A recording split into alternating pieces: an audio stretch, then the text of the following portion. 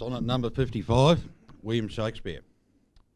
Not marble, nor the gilded monuments of princes shall outlive this powerful rhyme, but you shall shine more bright in these contents than unswept stone, besmeared with sluttish time.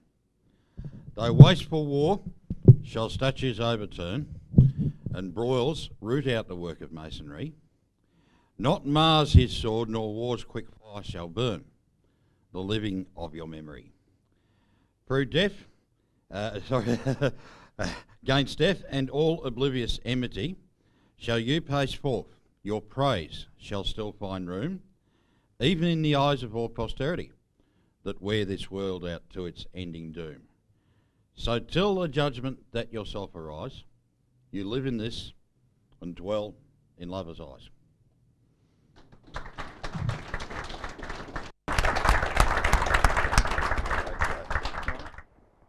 I now leave, not knowing when or whether ever I may return, with a task before me much greater than that which rested upon George Washington. Without the assistance of that divine being, whoever attended him, I cannot succeed.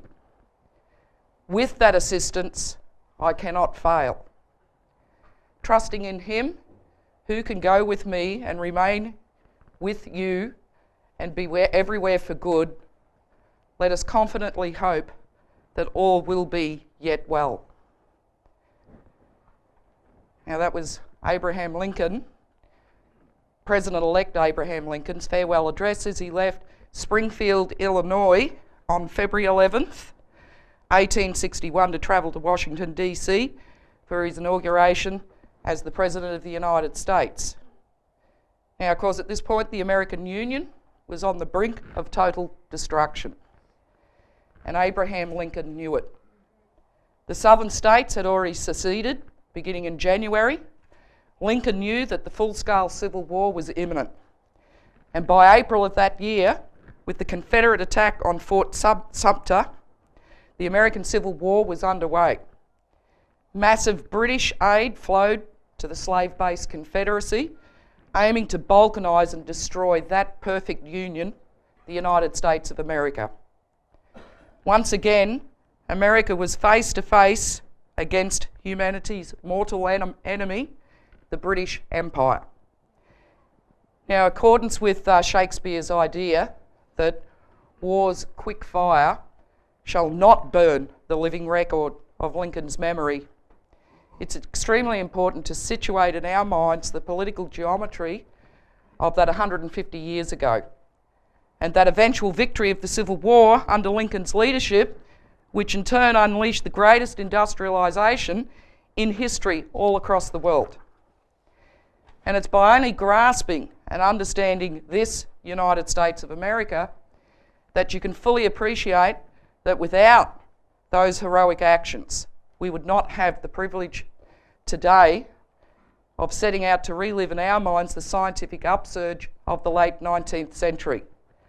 Now, the scientific discoveries in physical chemistry in the late 1800s were the greatest scientific explosion since the 15th century Renaissance in Europe.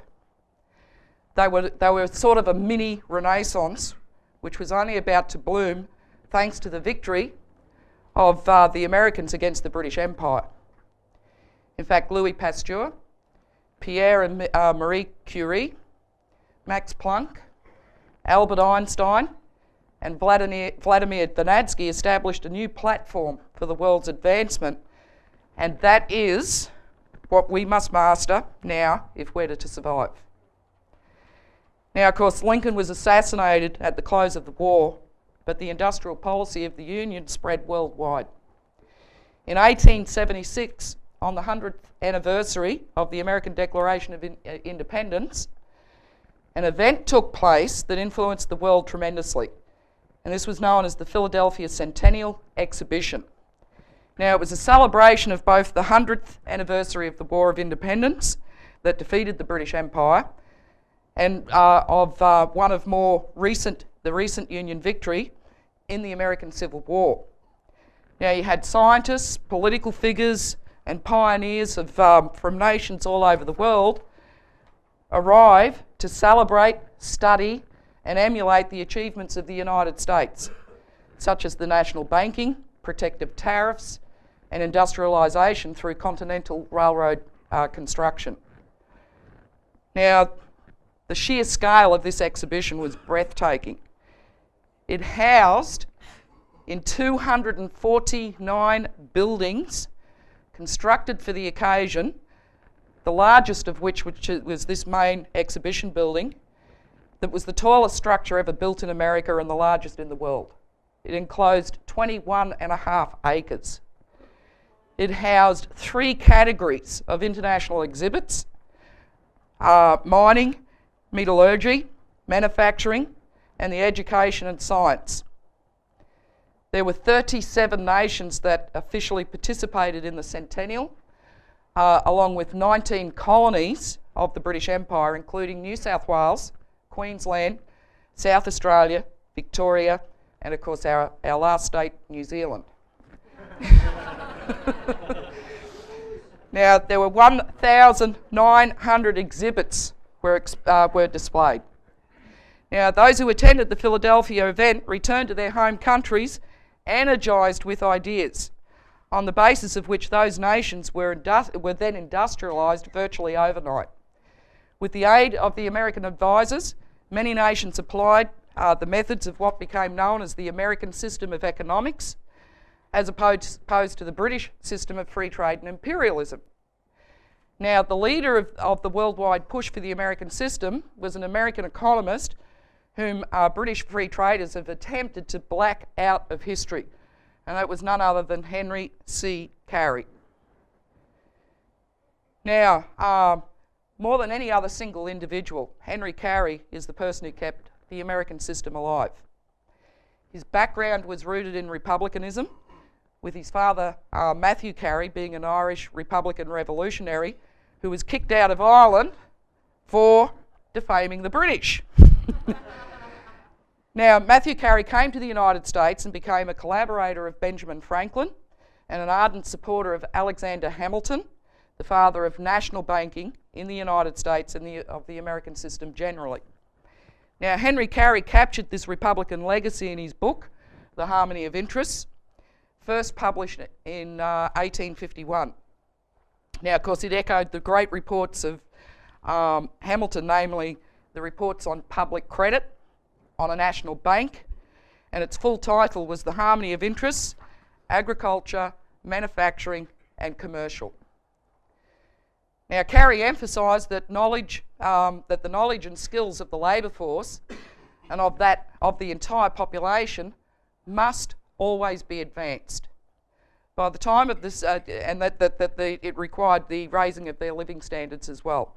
By the time of the Civil War, Curie was the chief economic advisor to Lincoln. The application of the American system principles in industry was crucial for securing the Civil War victory.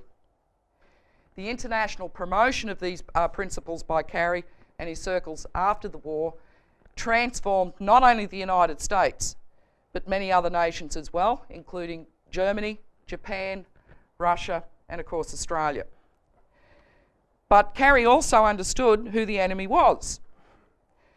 Alongside the principles of industrial development, his reports contained a devastating attack on the imperial free trade system of Adam Smith, and in particular, the views of Malthus, right, which were the 2 pillars of that British imperial system.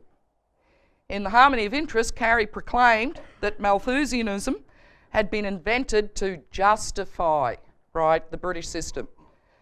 And he said, I quote here, "The impoverishing effects of a system were only obvious, and to the endeavour to account for the increasing difficulty of obtaining food, where the whole action of the laws intended to increase the number of consumers of food and to diminish the number of producers, was due the invention, I should say, of the Malthusian theory of population, now half a century old." Now, toward the end of the book, Curie wrote, "To substitute true Christianity for the detestable system known as Malthusianism. It is needed that we prove to the world that it is population that makes the food come from the rich soils, and food tends to increase more rapidly than population, thus vindicating the policy of God to man. So, by 1865, the year of the war's end and Lincoln's assassination, Curie reflected on how the economic programs instituted during the war had brought an explosion of iron and steel production under a protectionist policy, and that, quote, notwithstanding all our vast expenditures, the productive power of the loyal states is greater at this moment than was that of the whole Union on the day on which, less than 4 years since, President Lincoln assumed the reins of government. Now, Curie, after he catalogued the vast expansion of iron and steel production as the indicator of this productive power, Curie warned. He said, when the present war shall have been closed, there will be another to be fought, and that one will be with England. By many it is desired that it may be a war of cannonballs, but it is not with now with such machinery that she chiefly seeks to fight us, because it was free trade. And as he said, with, quote, increased of men engaged in the creation of the financial waterspouts and of permanent maintenance of the premium on the precious metals, i.e. a monetary system as opposed to a credit system, Curie called this monetary speculation the windbag system.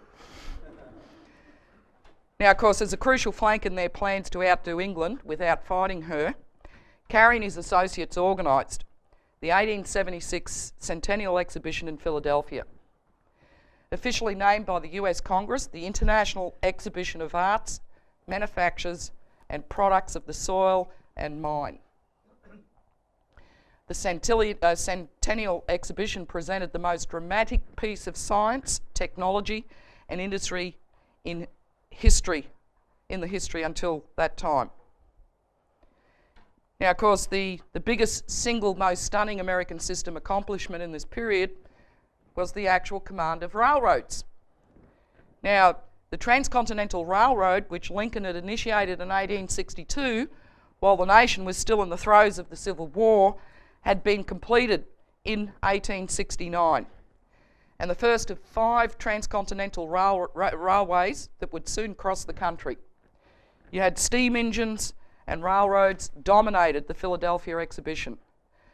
The Reading Railroad and Pennsylvania Railroad broadened the exhibition grounds on 2 sides.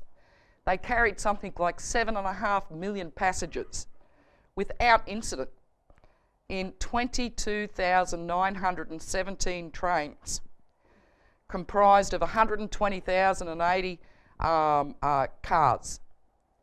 At the centre of the 13-acre machinery hall was a single steam engine, the Corliss duplex engine, powering all the exhibits in that hall. It was built expressly, for the Centennial, and this was the largest engine ever made. It weighed 700 tonnes and had been shipped from its site of manufacture in the state of Rhode Island on 65 railroad cars. All the latest locomotive engines were on display, notably those of the Baldwin Locomotive Company of Philadelphia, which had revolutionised locomotive construction by manufacturing self-assembly kits. So the locomotive could be shipped anywhere in the world and assembled on site. Baldwin engines eventually operated in Japan, Russia, Brazil, Mexico, and of course Australia, among many other countries. Now, the Times of London wrote an alarm that even though the exhibition had been held on America's home territory, they said the products of the industry of the United States surpassed our own OFNA that can be explained by this circumstance. They revealed the application of more brains than we have at our command. And that the American invents as the Greek sculptured and the Italian painted. It is a genius. By the official count, 9 1,789,392,000 visitors, just to be precise, Jeremy, came from all over the United States of America and the world and attended the exhibition. Now, Henry Carey, in his 1876 pamphlet titled Commerce, Christianity and Civilization versus British Free Trade, letters in reply to the London Times, he then presented his vision of the American system and a global development program. He nailed free trade for the anti-human, genocidal doctrine it was, in particular for the fact that it rested on a worldwide empire of dope pushing. Carey said, early in the free trade crusade, it was announced in Parliament that the smuggler was to be regarded as the greater reformer of the age. He attacked the British East India Company's opium smuggling into China as being based upon bribery, fraud, perjury and violence. And he charged that the British had bombed Canton, Carey said, with great destruction of property and life, setting the stage for a treaty by which the poor Chinese were required to pay $21 million for having been so long compelled to submit to the humiliation of being plundered by the great reformer, and further to cede Hong Kong at the mouth of the Canton River to end that it might be used as a smuggling depot throughout the future. So, when the British Crown had renewed the East India Company's charter in 1833, Carey wrote, it was the express understanding that opium smuggling should not in any manner be interfered with. Bam. You'd imagine this would have knocked the socks off the Brits, right? But most worrying to the British was the impact of the American system economics upon Germany. Now, Friedrich List, he was an economist who was a close associate of Matthew Carey and had worked on railroad development in Pennsylvania.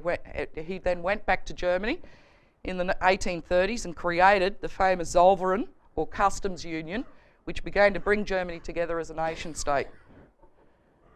Equally important for unifying the patchwork of small German principalities was List's launching of the construction of the national railway grid in the period after the formal unification of Germany in 1871.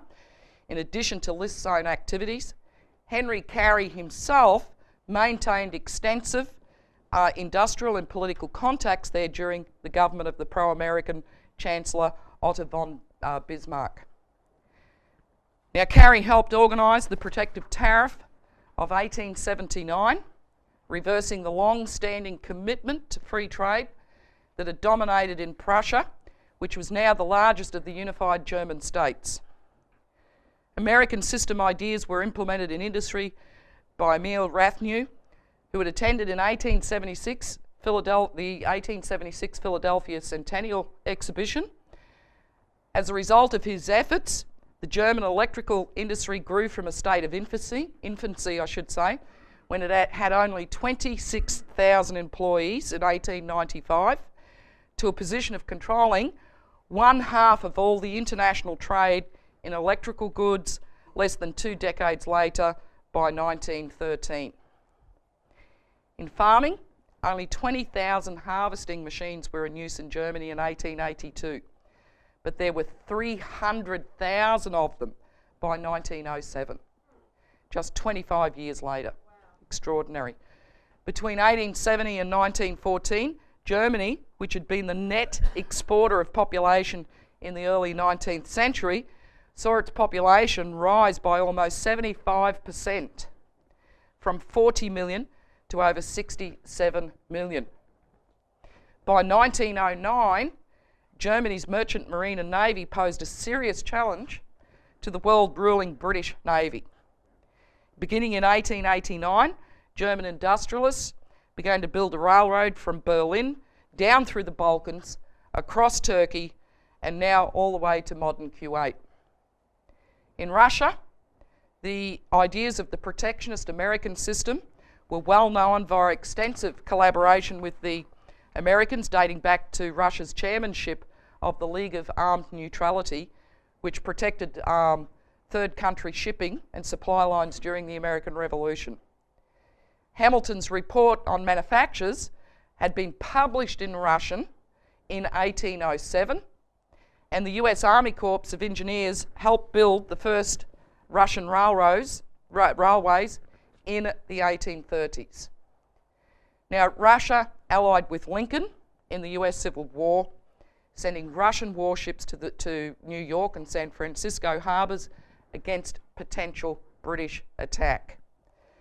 Now, besides the back-to-back emancipation of the serfs in Russia by Tsar Alexander II and the slaves by Lincoln in the United States, there were numerous pro-American system explorers, industrialists and diplomats from the Curie networks in and out of Russia in the period from the 1850s up to the 1890s. Now, an extension of this collaboration was the fact that the brilliant chemist Dmitry Mendeleev, the originator of the periodic table and major influence on Marie Curie, attended the 1876 Philadelphia exhibition. Now, he returned to Russia with enhanced intelligence on American agriculture and the fledgling oil industry and transcontinental railroad construction. Mendeleev was the director of the Bureau of Weights and Standards, which was an important for all Russian development of their iron industry, obviously crucial for building, such a railroad in Russia. Now, of course, then you had Sergei Witte, finance minister, and Witte drafted Russia's 1891 tariff law with his ally Mendeleev, writing the introduction to the document, a scathing attack on British free trade.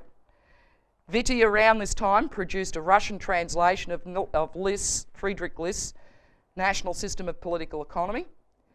Russian industrial production grew rapidly under Witte's guidance, and the 5,800-mile Trans-Siberian Railroad from St. Petersburg on the Baltic Sea to Vladivostok on the Pacific was completed in 1903. Railroads became the single largest industry in the country, employing 400,000 people in 1900.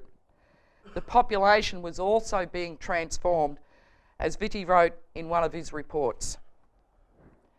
And he said, the railroad is like a leaven which creates a cultural fermentation among the population. Even if it passed through an absolutely wild people along its way, it would raise them in a short time to a level requisite for its operation. Now, strategically, the establishment of unbroken rail networks from France all the way across Europe to Asia would open a new path and new horizons, not only for Russia, but for world trade, said Witte. It would rank as one of those world events that usher in new epochs in the history of nations and not infrequently bring about the radical upheaval of established economic relations between states. In other words, this Russian statesman was talking about the potential end of the British Maritime Empire. And of course, in particular, the Transcontinental Railroad would provide the opportunity for more direct relations with the North American states and strengthening the long-standing solidarity of political interests between Russia and the United States. Now, of course, as this was unfolding, a modern Japan was founded during the 1860s and 1870s, when a handful of Japanese intellectuals translated the works of Hamilton, Friedrich List, and Henry Carey into Japanese to promote what they themselves called the American system in Japan. These Japanese patricians, born noblemen, but becoming ardent supporters of the American Constitution, formed an army to subdue the feudal Tokugawa warlords and restore central government to the young Emperor Meiji in 1868, an event known as the Meiji Restoration. Now, one of Henry Carey's closest friends and collaborators, US State Department official Erasmus Peshine Smith, was stationed in Japan from 1871 to 1877 as an advisor to the Japanese government's foreign ministry on the issues of credit, tariffs, education, and bilateral treaty agreements with the Western powers.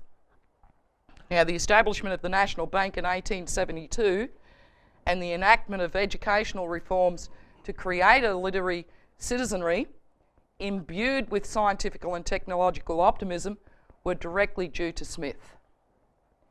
With this new platform, now established in Russia, Japan and Germany, by the 1890s, an historic opportunity for the nations of continental Europe to unite and work together emerged. France's minister, Gabrielle, collaborated with Finance Minister Vitti in Russia to develop the internal connections of the European nations, moving toward a completed Eurasian land bridge. The world was now advancing in a way that could smash the power of the British imperial forces. The British counter-offensive, led by the likes of the son of that dope-sniffing Queen Victoria, the future King Edward VII, struck against all those nations with assassinations, subversion, and fomentation of wars, which ultimately led to, of course, World War I. Now, equally horrifying to the British imperial strategists was the work being done in the laboratories, right, in all fields of science during the decades after Lincoln's Civil War victory. It was against this scientific renaissance that the apostles of the Darwin Project for Malthusian genocide were unleashed to corrupt, pollute, and to attempt to destroy the new scientific discoveries and technological advances, including the revolution in physical chemistry taking place during these years. So, let's turn to some of these leading scientific thinkers whose discoveries we have to master if we want to end that murderous British Empire, which still dominates today. I'm going to present to you the work of Pierre and Marie Curie. Now, hopefully you'll all remember from Robbie's presentation from yesterday that German physicist William Röntgen in 1895, about 6 months after Pierre and Marie Curie had gotten married, announced that he'd discovered a kind of ray that could travel through solid material, right, such as wood or flesh, and project an image of its interior, including images of the bones of living people. All right. Now, Röntgen dubbed these mysterious rays X-rays. Now, as you heard from Robbie, Becquerel was curious about this phenomenon and explored the idea of what was producing these rays, continuing the investigations of his fathers who had been studying the phosphorescence of rocks for decades. All right. Now, Becquerel hypothesised that the luminescence produced from these different types of minerals might be the origin of X-rays. Using uranium salts, he at first thought that the glow of this mineral produced was because of its exposure to sunlight, that it simply absorbed the energy from the sun and then was emitting that energy and therefore glowing. All right?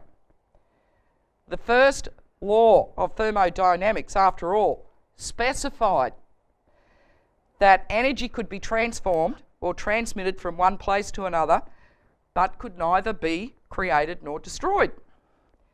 But here it was apparently some new source of energy, not transferred from anywhere else, but seemingly being created out of the blue. So the question arose, was the luminescence produced merely by the release of energy the uranium salts had absorbed from the sun? Or was there hitherto unthinkable, was there a spontaneous emission coming from the mineral itself?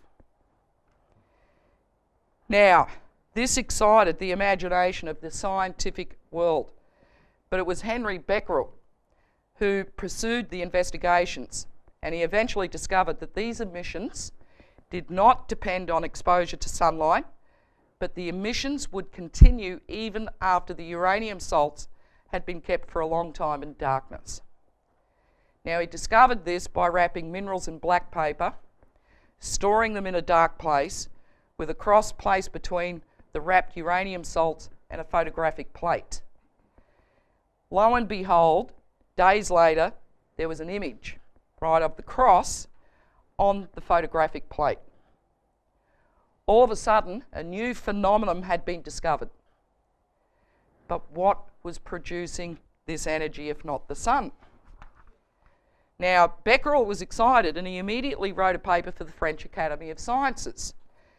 Most scientists, however, were more fascinated by the X-rays themselves than by the question of what generated them. But the discovery of this new type of energy, known as Becquerel rays, was about to revolutionise science. And of course, a platform was emerging for a whole new arc of discoveries that would overthrow all previous assumptions and hypotheses about how the universe worked. An explosion in physical chemistry. But the exact nature of the process going on with the rocks still had to be discovered. Now, of course, it took courage to propose a new reality. That in seeming violation of the first law of thermodynamics, some new power existed within the interior of matter, which also meant that even the concept of the atom, right, a bedrock of chemistry for the previous 100 years, might also need to be modified. Marie and Pierre Curie had that courage and decided to pursue this new phenomenon. Now, to understand the elements, right, so to speak, of their work, and to really appreciate their contribution to humanity, you have to get to know them first. And theirs is quite an incredible story. So who were Marie and Pierre Curie? And as Marie said to, which I think was a beautiful quotation from her in terms of representing her life, nothing in life is to be feared, it is only to be understood. Now is the time to understand more so that we may fear less. And very appropriate for me for this class. Because I can tell you, when I took on the challenge of investigating the work of Marie and Pierre, I wasn't sure at all of what I was looking for. I have no background in chemistry or physics whatsoever. So all of a sudden, I'm plunged into this realm of trying to understand what their breakthroughs meant to the world. But more importantly, and this was the absolute challenge, I had to depart in my mind from finite historical events and processes, even though understanding them is crucial, as we've seen with the history work we've done, but I had to depart from that domain and venture into the cosmos. And when I say the cosmos, it's in this domain where all fundamental breakthroughs in knowledge and in the understanding of the universe we live in come from. Now, the Curie's discovery, the identification of Becquerel's curious energetic substance, did not come from the bottom up. It came from the top down. Their minds were governed by going outside the finite space of Earth itself into the cosmos. They understood that what we experience on Earth is but a shadow of the organisation of the biosphere as a whole, which envelopes the Earth and acts like a transformation region, harnessing cosmic and other radiations for the continued upward or evolutionary development of the universe as a whole, as Anne went through yesterday. And this was a real scary process for me in doing this class. Because I know right now there are a number of people who are here today who could probably give me chapter and verse on the technical processes and all the theories of how the Curies discovered the two new elements, radium and polonium, which revolutionised the whole concept of matter and energy and the atom itself. But guess what? It's actually beside the point. The unnerving part is that understanding the minds of the Curies and what motivated their extraordinary contributions to humanity meant for me going into the cosmos, the creative spirit of the cosmos, where their minds were, which is creativity.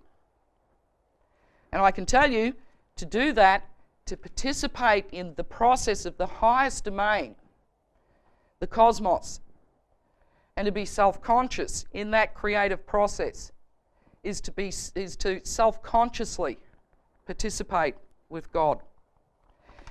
And unfortunately, that is not a natural thing to do. It's a very personal thing, and it confronts just how insidious this disease of empiricism is embedded in one's own thinking. But of course, it also forces a profound change in oneself. So today, I hope that in presenting the Curies, I capture that idea. Now, is Andre here? Good, because my Polish is terrible. Now, Marie Curie was born in Warsaw, Poland in 1867 as Marie Skłodowska. Now, she was known by an affectionate nickname for Maria in Polish, which is Mania. Now, she was one of 5 children. Her life was shaped by the political upheaval, but also the enormous potential of that period into which she was born. Her parents were leading intellectuals in Poland. They were Republican in spirit, and it imparted to her from a very early age that the freedom of Poland, which had been carved up among 3 empires since 1794, could only occur through the development of the mind and by being armed with science. That truly was the essence of the Skłodowski household. Now, Mania's father would read poetry and literature to them in any of 5 languages. And as Mania herself said, "Since my childhood, I have had a strong taste for poetry, and I willingly learned by heart long passages from great poets. This taste was even more developed when I became acquainted with foreign literatures. My early studies included the knowledge of French, German, and Russian, and I soon became familiar with the fine works written in these languages." Now, Mania's father would take them on nature trips and taught them about the causes of the beautiful sunsets over the Baltic Sea. Later in France, she rejoiced at becoming acquainted, as Eve, her daughter, recalled in her biography of her mother, with the big waves of the ocean and the ever-changing tide, and said that all her life through the new sights of nature made her rejoice like a child. But Mania's life was also punctuated by tragedy. Her mother was diagnosed with tuberculosis when Mania was 8 or 9 years of age. She later recalled it, for in me, the natural love of a little girl for a mother was united with a passionate admiration. The physical distance that kept them apart for fear of the spread of the disease affected her deeply and shaped her. She suffered another violent blow with the death of her older sister Sophie at the age of 14 from typhus. Even more heartbreaking was the fact that their dying mother had to watch the funeral procession from a bedroom window. 2 years later, Mania's mother died at the age of 42. Now, after spending 5 years as a governess in Paris, Mania returned to Warsaw to continue her chemistry studies. Since laboratories were banned in Poland within the Russian Empire, she joined an underground college known as the Floating University, where young men and women could study and be trained by other scientists. The university itself was run by Polish patriots who saw this as a pathway for the eventual freedom of their nation. Mania and others, including Polish economist Rosa Luxemburg, were introduced to philosophy, progressive politics, and to the latest developments in chemistry, physics, and physiology. Mania's cousin, Joseph Boguski, who ran the scientific laboratory, had been educated in St. Petersburg under the great Russian scientist Dmitry Mendeleev. This was a real turning point in Mania's life because it's where she fell in love with science and experimental work. In her autobiographical notes, she reflected about this period, and she said, quote, "A scientist in his laboratory is not only a technician, he is also a child placed before natural phenomena which impress him like a fairy tale." Also in her autobiographical notes, attached to the biography of Pierre Curie, which she published in 1923, she said of this period that, quote, "During these years of isolated work, trying little by little to find my real preferences, I finally turned towards mathematics and physics and resolutely undertook a serious preparation for future work." Mendeleev, who had predicted not only that many new elements would appear in the periodic table of elements, but also where they would appear, was obviously etched in her mind. Now, it was in October of 1891 that Magna finally entered the Sorbonne, or the University of Paris, as a student of physics. Now, upon arrival, she changed her name from Magna to the French version Marie, and in 1893 she graduated at the top of her class in physics. The following year she received an additional degree in mathematics, and then she completed her doctorate in physics. She intended to return to Poland, but was asked by the Society for the Encouragement of National Industry to conduct a study of the magnetic properties in steel. Now, of course, having no laboratory in which to do the research, she made inquiries, and this is when she actually met her future husband, or introduced to her future husband, Pierre. Now, meeting Pierre upended Marie's life and changed all of her goals and dreams. She was passionate and committed to returning to Poland to liberate her homeland from oppression and to develop an intellectual cadre of scientifically educated youth.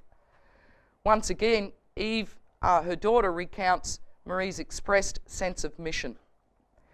And Marie said, "I still believe that the ideas which inspired us then are the only way to real social progress.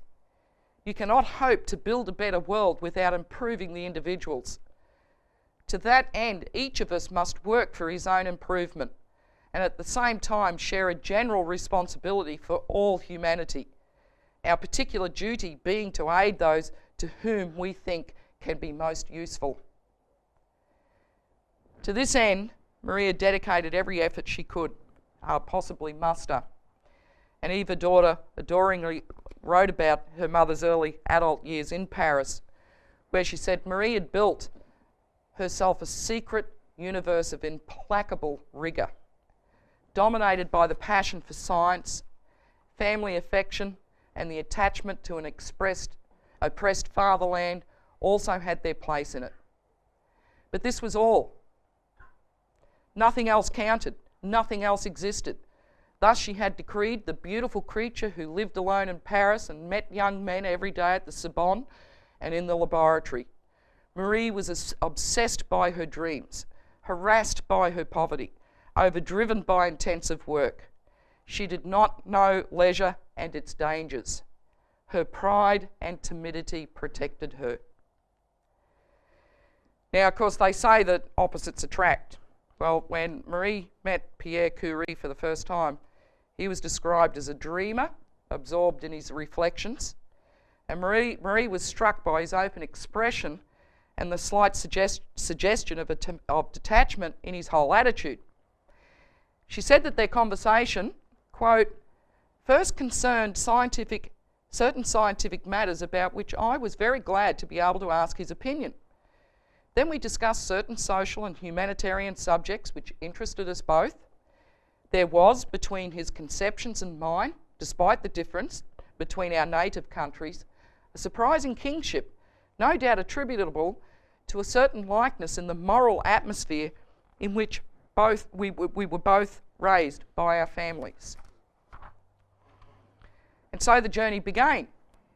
Two brilliant young scientists dedicated to physics and all its complexity and beauty, a partnership and a marriage made in heaven, the coming together of two individual minds, both contributing to the revolution in science, but made more powerful by their bond of love for each other and for the pursuit of truth. Their very first meeting was a discussion about Pierre's fascination with crystals. Obviously surprised that Maria asked informed and intelligent questions and understood the technical terms and the complicated formulas that he used, he later said of her that women of genius are rare. It took many months for Pierre to convince Marie to marry him. Believe you me, it did. But as Pierre declared, it would nevertheless be a beautiful thing in which I hardly dare believe to pass through life together, hypnotised in our dreams. Your dream for your country, our dream for humanity, our dream for science. Of all these dreams, I believe the last alone is legitimate.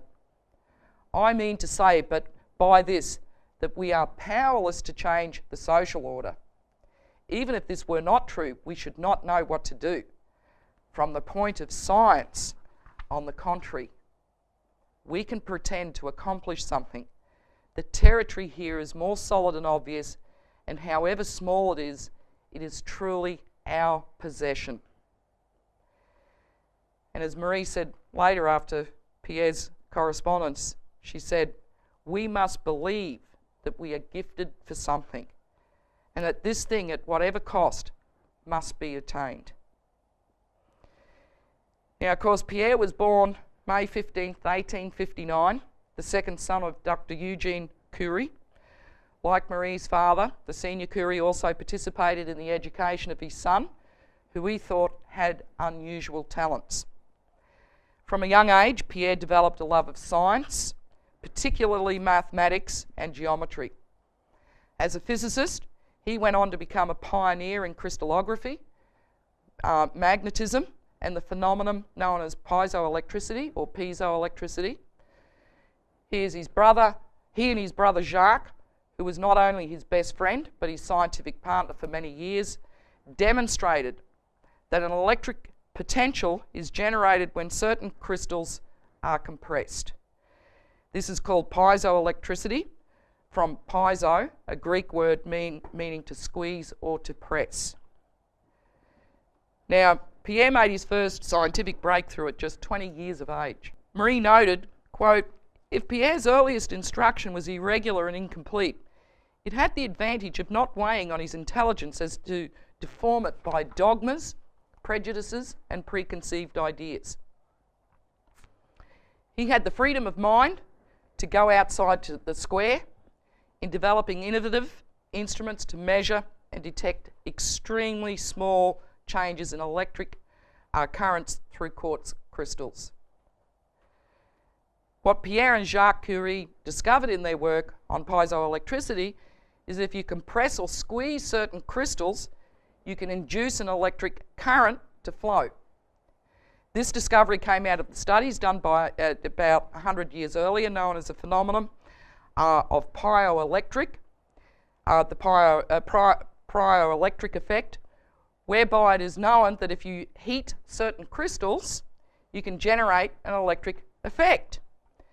Now, the Curies were the first to demonstrate that the piezoelectric effect.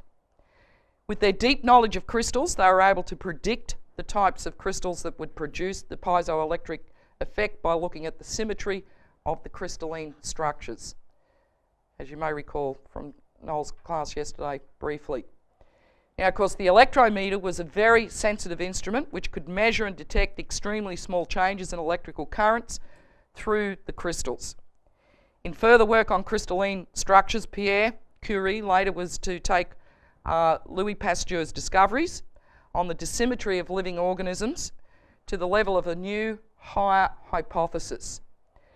Now, I'm not going to repeat the details of what Nolene went through yesterday about Louis Pasteur's experiments on left and right-handed tartaric acid molecules, and Craig's going to actually revisit these experiments this afternoon when he shows you the generalisations made by Vladimir Vernadsky from the work of Pasteur and Pierre Curie on the dissymmetry observed in living organisms, and living processes, I should say. Now, Pierre Curie was sure that this was an expression of a fundamental principle. His investigations into the relationship between the physical properties, right, that is thermal, electric and magnetic properties, and the symmetry properties of crystals led him to put forward the idea that there could exist different states of space in which symmetry or dissymmetry prevailed. Now, this became a new scientific platform for the work of Vladimir Vernadsky, very profoundly so. So when Marie and Pierre Curie had read Henri Becquerel's French Academy of Sciences paper on his discovery that Röntgen's mysterious X-rays, which he called Becquerel rays, could penetrate solid wood or flesh and yield photographs of living people's bones, and that they seemed to be derived from a uranium compound, they were immediately curious and keen to investigate. Becquerel had found that the radiation emitted from the uranium ore caused the air in its vicinity to conduct electricity. He concluded that the energetic emission was coming from the minerals with a higher proportion of uranium, but it was not known what caused the uranium to do this. So Marie hypothesized that the emission of rays by uranium compounds could be an atomic property of the element uranium, something built into the very structure of its atom. Now, with numerous experiments, she confirmed Becquerel's observations that the electrical effects of uranium rays were constant regardless of what form the uranium mineral was in. It didn't matter whether it was pulverized, pure, wet, dry, or exposed to heat or light. The rays were constant. Likewise, she validated Becquerel's conclusion that the minerals with a higher proportion of uranium emitted the most intense rays. Now, Maria actually conceived of the idea of applying the device that Pierre had invented 15 years earlier, known as Pierre's electrometer, right? She hypothesized that instead, as she said, quote, instead of making these bodies act upon photographic plates, I preferred to determine the intensity of their radiation by measuring the conductivity of the air exposed to the action of the rays. And you see the size of the electrometer. That's the standard version they show of Marie and Pierre in the laboratory. So she got Pierre to develop a new kind of electrometer that could measure the smallest of electric charges in the air. Now, when uranium emits radiation, that radiation strikes air molecules and breaks them apart, causing small charged particles called ions to appear. Now, this is called ionization, and Pierre's new machine could measure these electrical charges, or electric charges. Marie's hypothesis that the emission of rays from uranium compounds could be caused by an atomic property of the element uranium proved absolutely revolutionary. It would ultimately contribute to a fundamental shift in the scientific understanding of energy, matter, and space, and bring about the birth of nuclear physics. Marie called this discovery radioactivity. Now, this was the year 1896. Marie and Pierre's next step was to discover if there were other elements in the periodic table possessing the same property of radioactivity. Now, she begged at as many laboratories that she could to secure all the known elements at that time. She and Pierre undertook, and minerals and ores and all sorts of things. She and Pierre undertook the enormous task of looking for radioactivity in all the metals, metallic compounds, salts, and minerals they could get their hands on. This investigation constituted some of the substance of physical chemistry, which superseded the fields of physics, and especially mathematical physics. Now, using the electrometer, they found that two known elements, uranium and thorium, were radioactive. After several weeks, Marie was thrilled to find that, quote, the emission of rays by compounds of uranium is a property of the metal itself. That it is an atomic property of the element uranium independent of the chemical or physical state. She'd actually confirmed her hypothesis. They then experimented with two uranium ores, pitchblende, also known as uraninite, and schacholite, a copper ore mineral, and came up against an actual paradox. Now, using Pierre's electrometer, Marie determined that in the case of pitchblende, which was devoid of uranium, they'd removed the uranium chemically, the electrical charge in the surrounding air that the electrometer was measuring was 4 times greater than the uranium alone. And the radioactivity of the schacholite was twice as great. Now, how could this be possible? Since there was no uranium or thorium present in the pitchblende blend. Now, in her own notes, Maria says, this fact is quite remarkable and suggests that these minerals may contain an element much more active than uranium itself.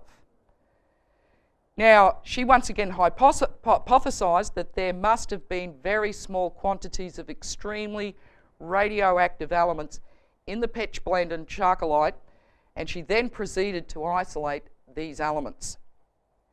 Now, getting her hands on more pitchblende, Marie invented new methods of chemical analysis in order to separate each new element.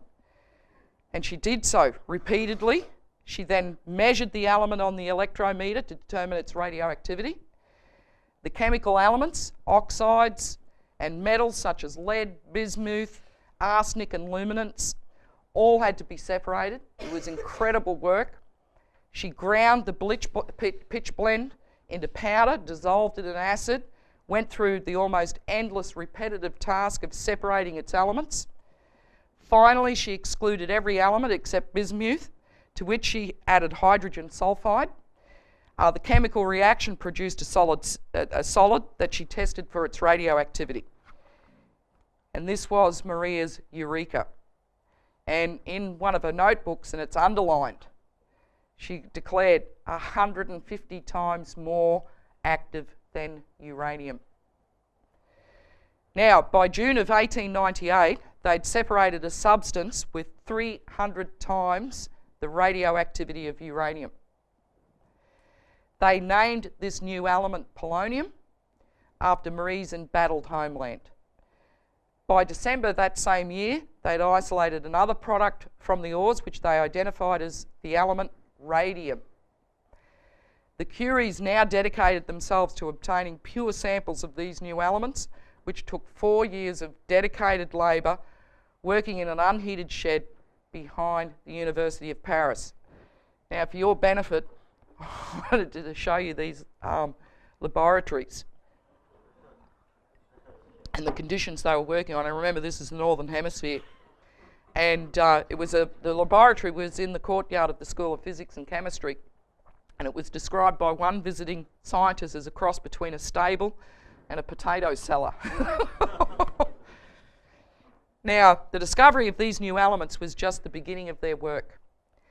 They also confirmed Becquerel's earlier indications that there was more than one type of radiation coming from the radioactive substances.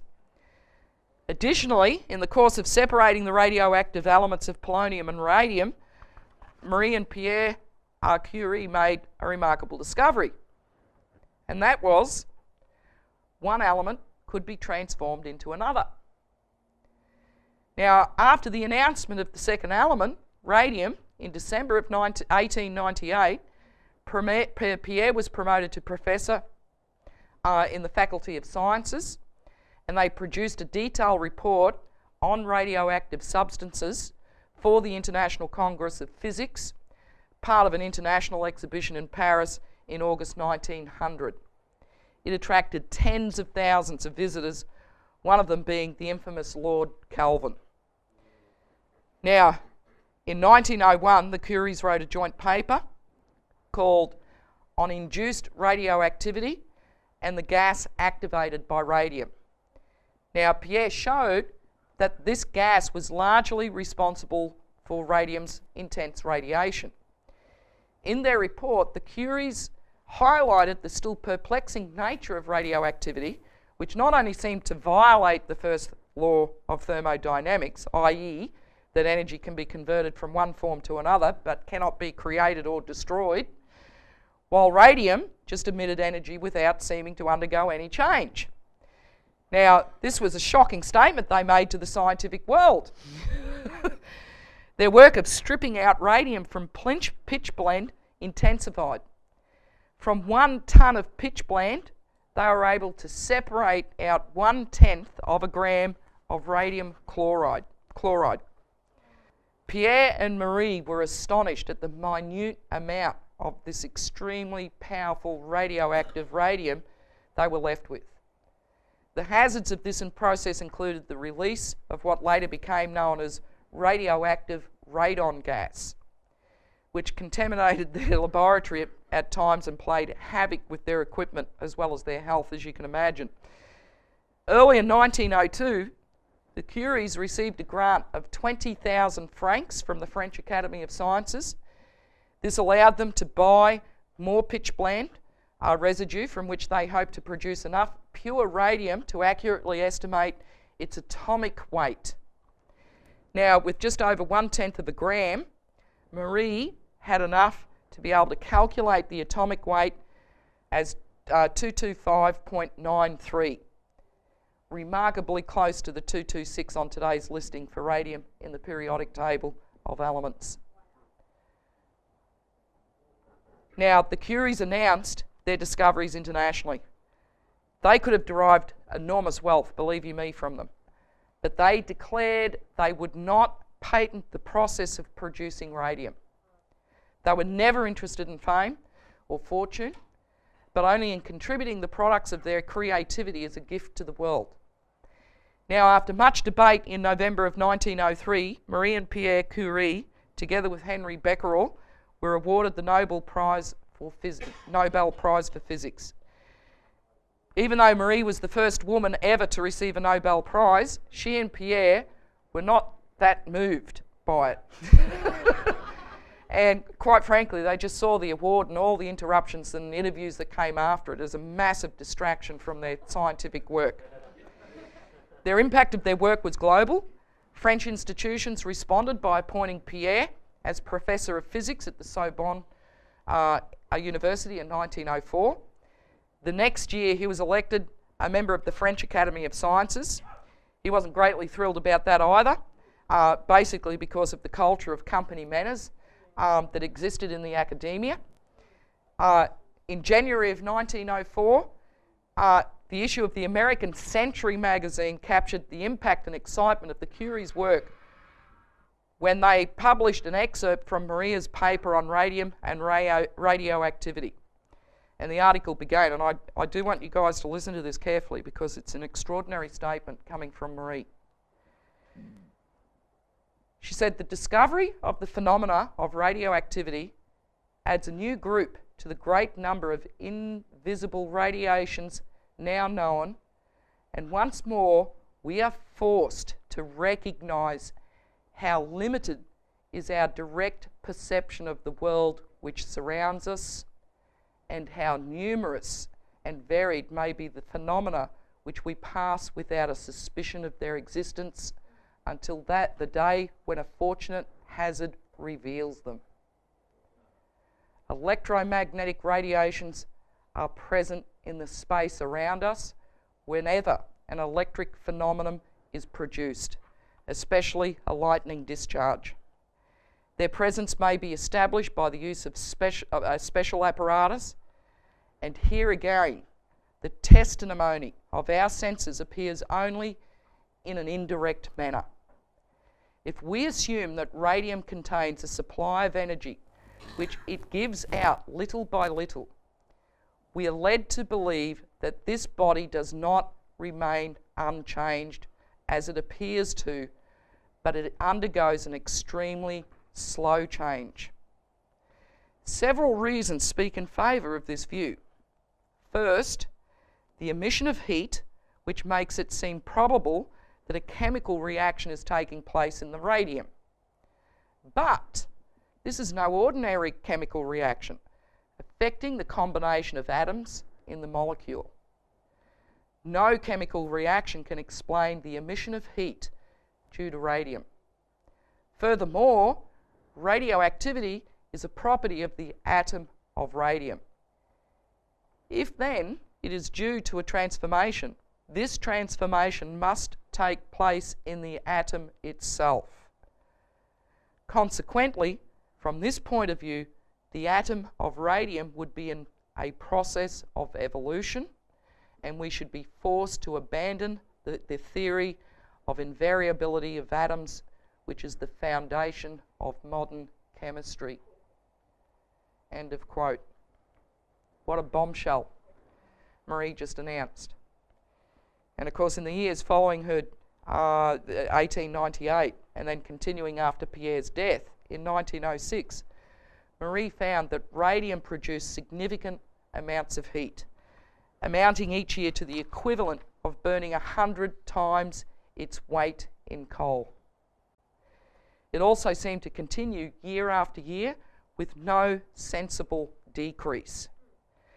And this is where Marie surmised that this radioactivity was connected with a process of atomic transformation that somehow underlay the close association of radium and polonium with uranium and certain other substances, always found together in uranium minerals. And that the radium was very slowly transforming itself into one or another element. Further research confirmed her hypothesis, and that in fact radium was very slowly transforming itself into lead.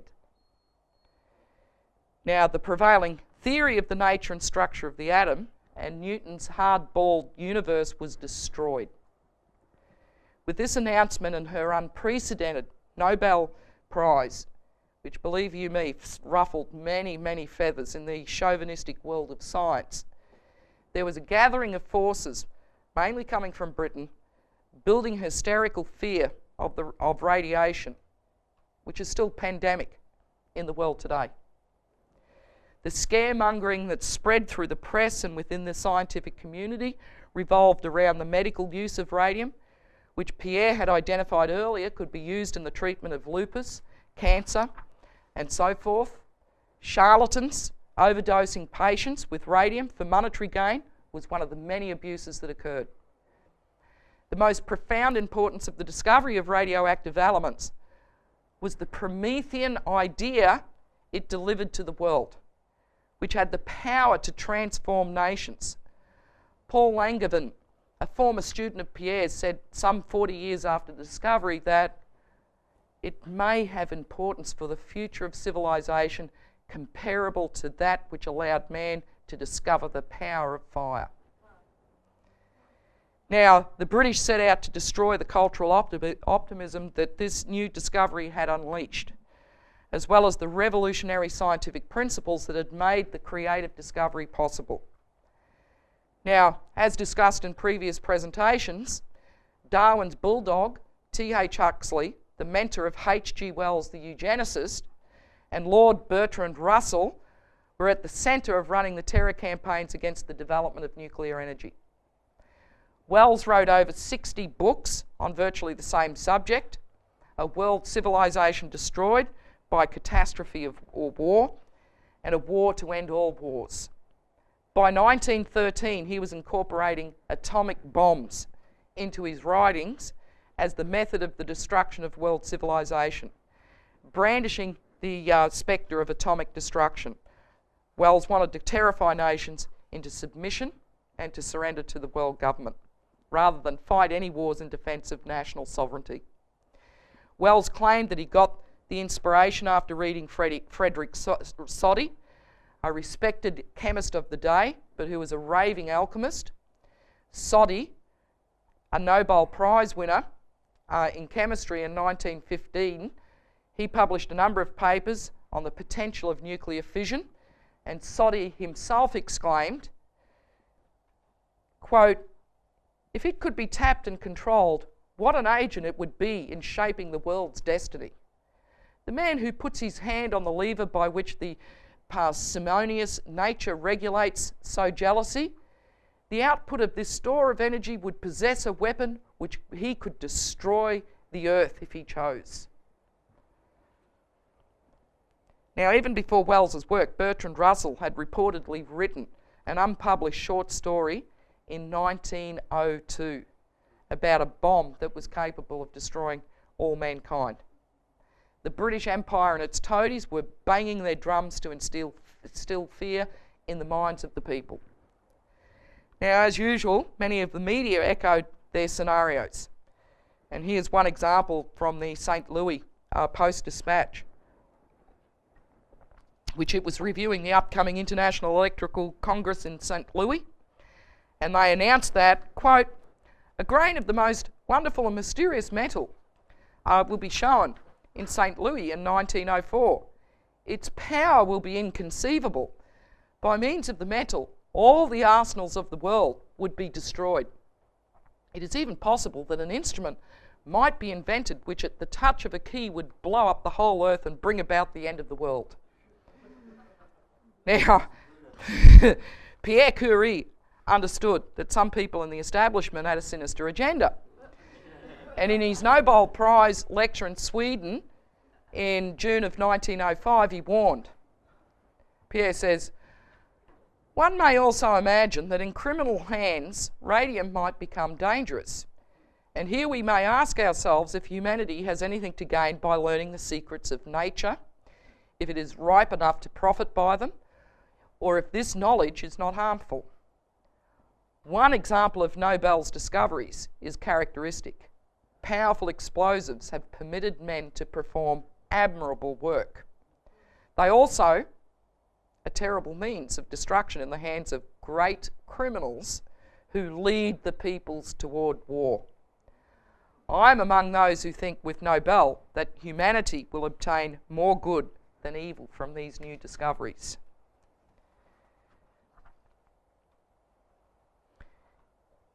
In the same spirit as Prometheus, when he gave the gift of fire to mankind, the Curies brought to the world a new form of fire, a discovery which would create new capabilities for increasing the energy flux density available for human progress. Vernadsky himself observed, soon man will have atomic power in his hands. This is a power source which will give him the possibility to build his life as he wishes. Will he be able to use this force for good purposes and not self-destruction? Tragically, right at the dawn of this new era for mankind, on April 19th, 1906, on that dreadful day, Pierre Curie died in a road accident. It was a shock that not only ricocheted throughout the world, but one that left Marie alone and devastated. Eve, her daughter, wrote in her biography of Marie after some weeks had passed, Marie, incapable of speaking of her woe before human beings, lost in silence, a desert which sometimes made her cry out with horror, was to open a grey notebook and hurl onto paper the thoughts that were stifling her. Through these scratchy, tear-splotched pages, of which only fragments can be published, she addressed Pierre, called upon him and asked him questions. She tried to fix every detail of the drama which had separated them in order to torture herself with it forever afterward. The brief, intimate diary, the first and only one Maria ever kept, reflected the most tragic hours of this great woman's life. However, Pierre's brother Jacques and Marie's sister Bronya and brother Joseph, who were worried about the financial security for Marie and the children, organised behind the scenes for one of two options. One was for Marie to receive a pension, which the government agreed to officially propose, a national pension to be awarded to Marie and the children. The other was to arrange with the Sorbonne University to offer Marie the professorship of Pierre's to run his laboratory and continue his work, which Jacques also saw as extremely important. Before doing so, he put the ideas to Marie. When I asked about Sorbonne University, Marie was vague and she did not know. But on the pension, which I believe possibly snapped her out of her deep depression, that was a different story. And as Eve, Marie's other daughter, wrote, it was a faint echo of her habitual bravery when Marie flatly refused and said, I don't want a pension. I'm young enough to earn my own living and that of my children. Jacques and Bronya, along with a friend of Pierre's, Georges Gou, went to the Sorbonne University and stated their conviction to the Dean of the Faculty of Science. They made it clear that Marie was the only French physicist capable of pursuing the work she and Pierre had undertaken, and that Marie was the only teacher worthy of succeeding Pierre. Traditions and customs, they said, had to be swept away. On the strong insistence of Marcelin Berthelot, he was a chemist and member of the French Academy of Sciences, of Paul Appel, who was the Dean of Faculty of Science at the University of Paris, Sorbonne University, the Vice-Rector Lard, Sorbonne University. The public authorities made a generous offer on May 13th, 1906, as the Council of the Faculty of Science unanimously decided to maintain the chair created for Pierre and to appoint Marie to that position. The University of Paris made its announcement, Madame Pierre Curie, Doctor of Science, Chief of Research Work in the Faculty of Science of the University of Paris, is charged with a course in physics in the said faculty. Madame Curie will receive in this capacity an annual salary of 10,000 francs, dating from the 1st of May 1906. This was the first time that a position in French higher education had ever been given to a woman. In the second to last entry in her diary following her appointment to the university, she recorded what she had spoken to Pierre at his graveside. She said, "You would have been happy to see me as a professor at Sorbonne, and I myself would have so willingly done it for you. But to do it in your place, my Pierre, could one dream of a thing more cruel? I really feel that all my will to live is dead in me, and I only have my duty to bring up my children and also to continue on the path I have accepted. Perhaps also to wish to prove to the world, and especially to myself, that the one you have loved so much really has some value." Now, these are not just words. Her entire life was always committed selflessly to science for the betterment of mankind. And here, in her darkest hour, she made the decision to continue her own and Pierre's work. She confronted death with the strength of a person who self-consciously knows that she can change the course of history for the better. Fraught with deep grief, where she'd sunk for a while to the lower level of consciousness and self-pity, she was able to rally that original purpose of her mission, and she evoked her old strength. She acted on the level of the sublime. Marie chose to have victory over death because of what she and Pierre had done with their lives. She accepted and she chose to allow something that was higher, more noble than one's ordinary sense of self to speak to her, and that was God.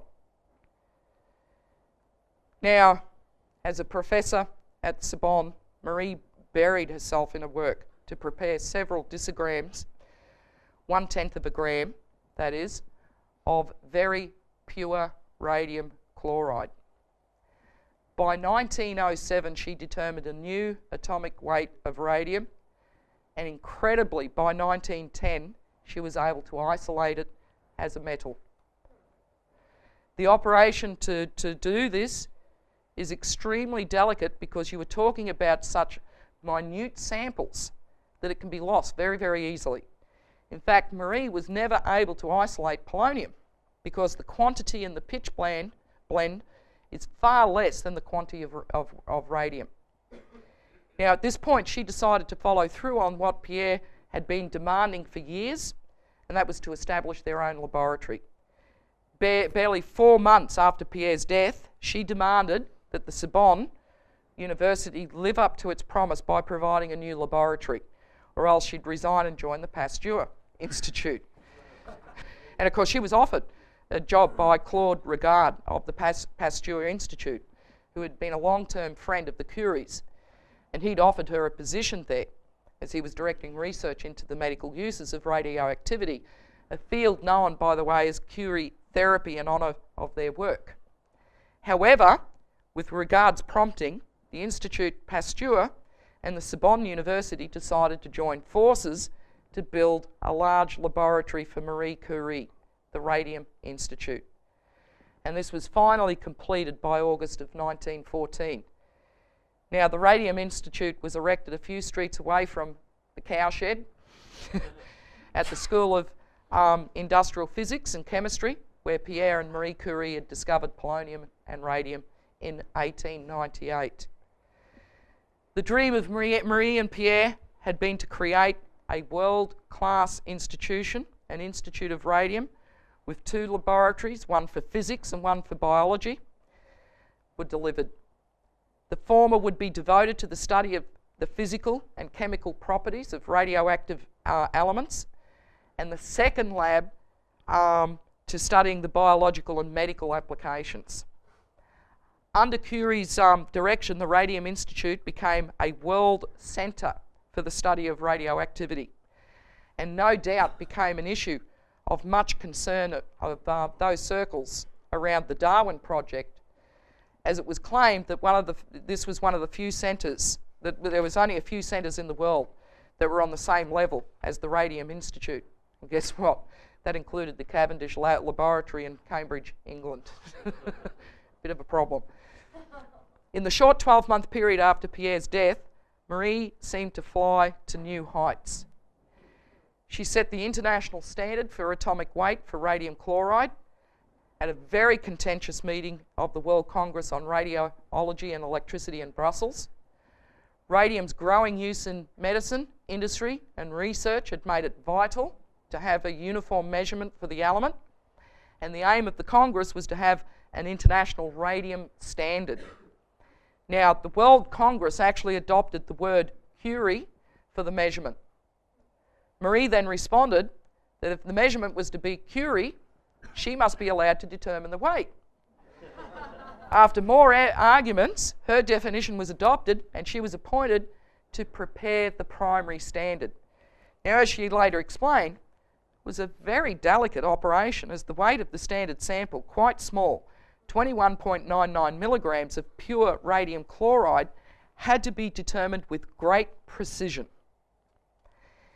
It was accepted by the Commission and deposited in the International Bureau of Weights and Measures at Severs near Paris.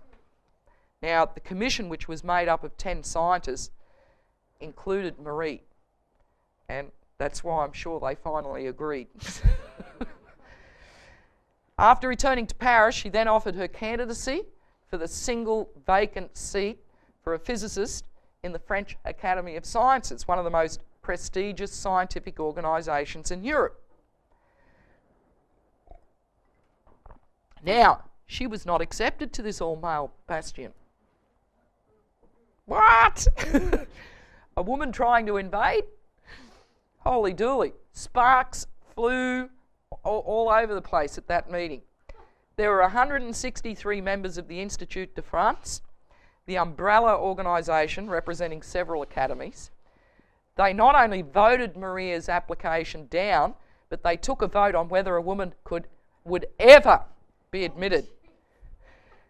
Wait for this. They voted 90 to 52 to bar them for eternity.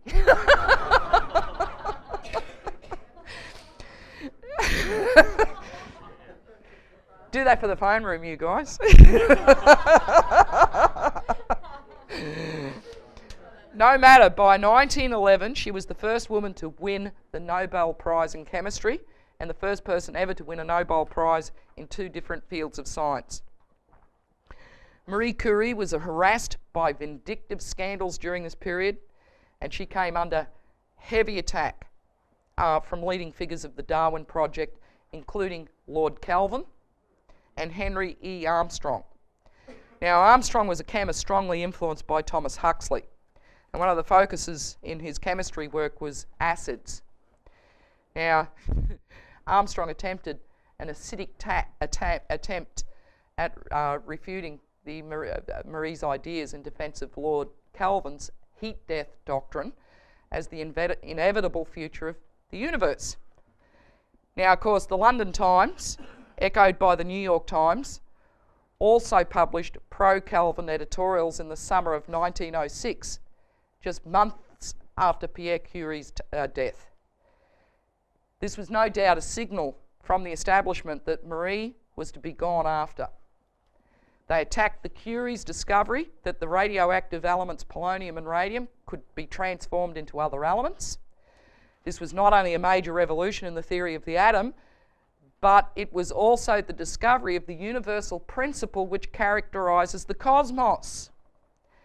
Whilst Lord Kelvin had come sniffing around to seek Pierre Curie's approval of his work at the turn of the century, he obviously now felt brave enough to publicly take on Marie via his friend and defender Armstrong.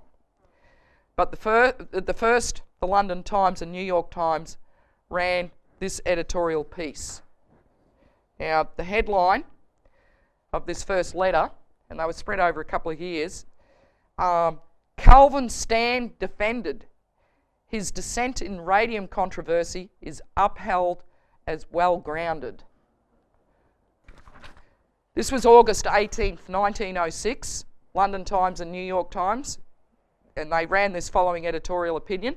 The editorial starts that it is ridiculous to suggest that Lord Kelvin would offer in print an opinion that was not fully considered and well-grounded. And then the editorial adds, it has become the fashion to accept transmutation of elements, and various workers are vying with one another in spinning cobwebs about it. Oh. Now, the ones arguing, of course, that transmutation of elements takes place, meaning the changing of one element into another, were the Curies.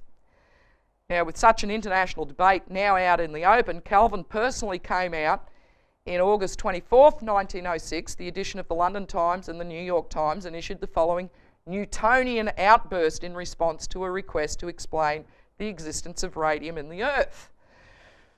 This is the second letter, and the headline was, Kelvin on radium's origin. Now, he says, by the concourse of atoms and interatomic motions, from the time when the ponderable matter of the solar system and the stars existed as separate atoms scattered throughout the ether. Poor guy.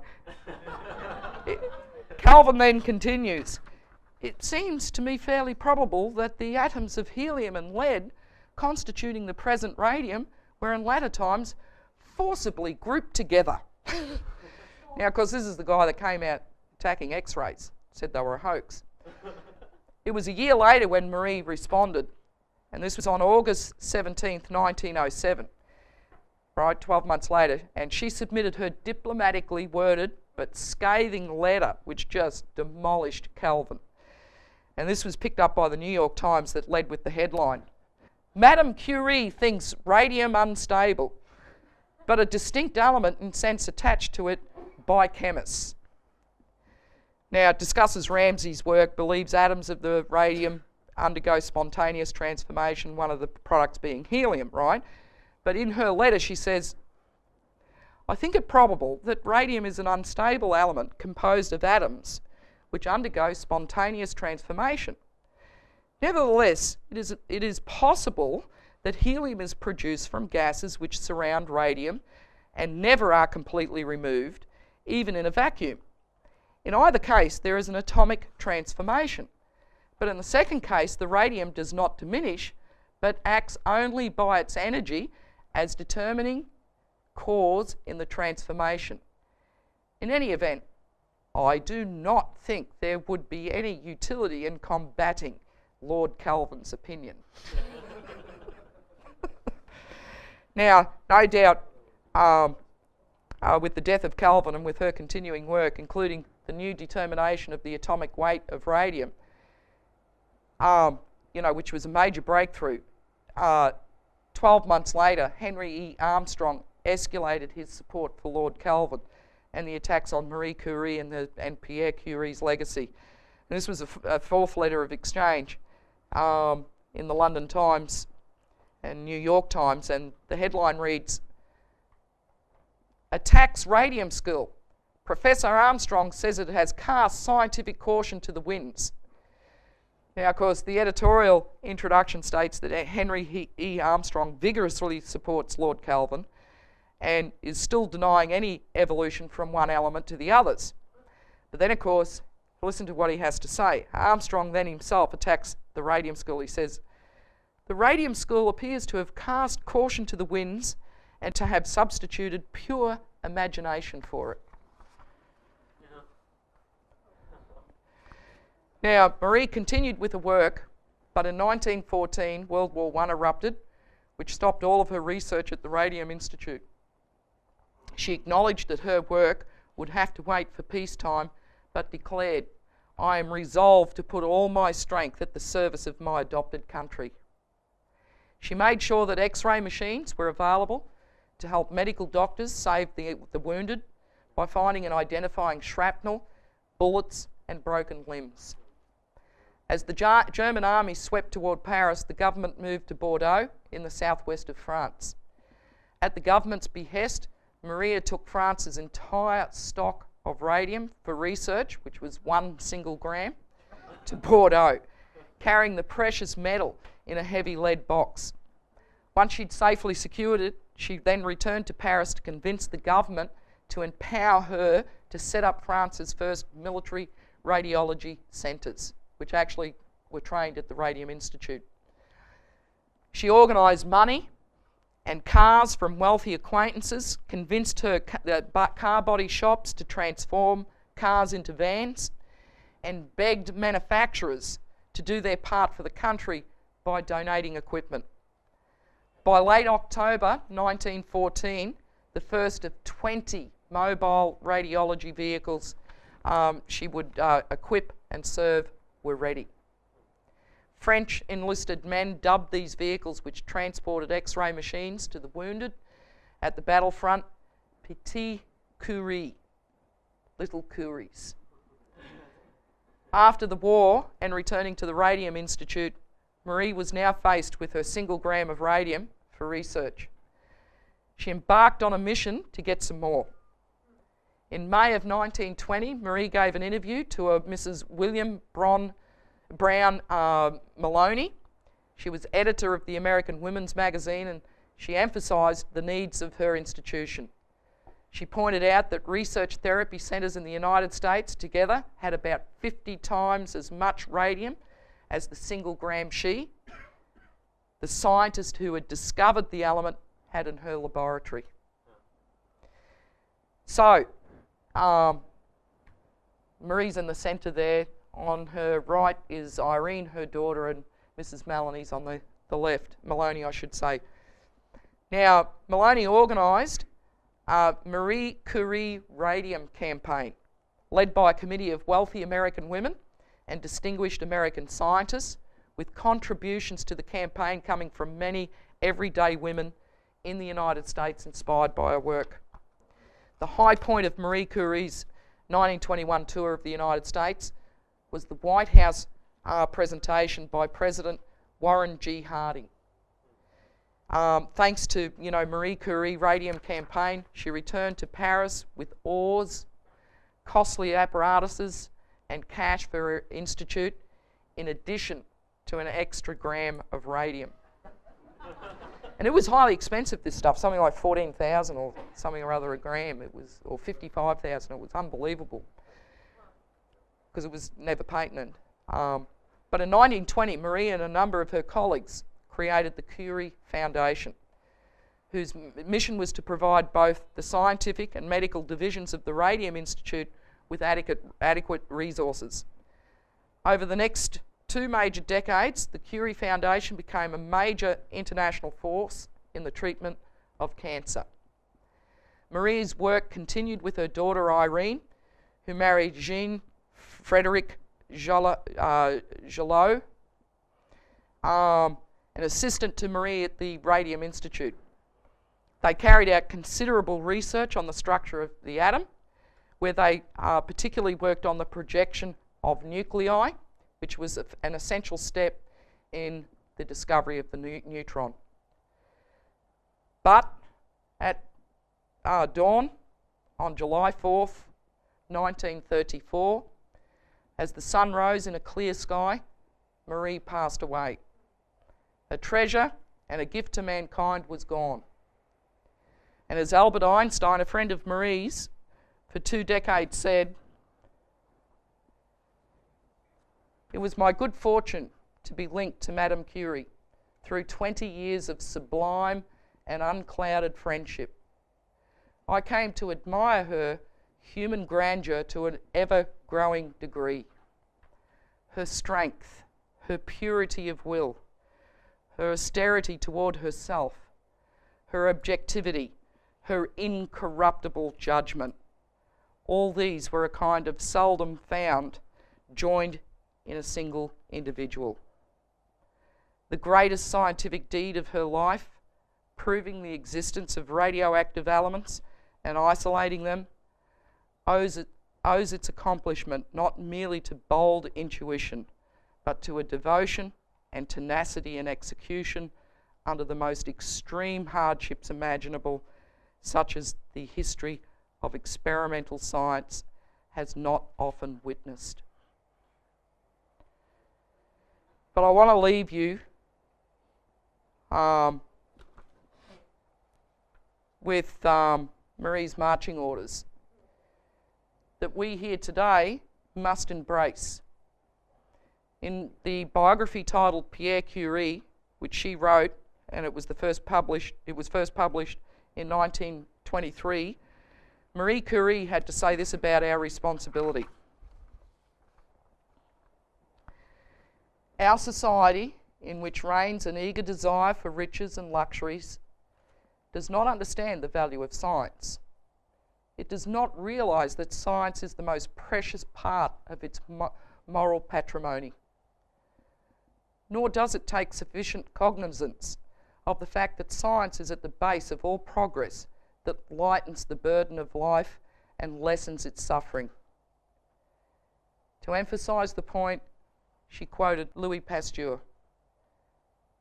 And she said, "I invoke in closing the admirable pleading of Pasteur.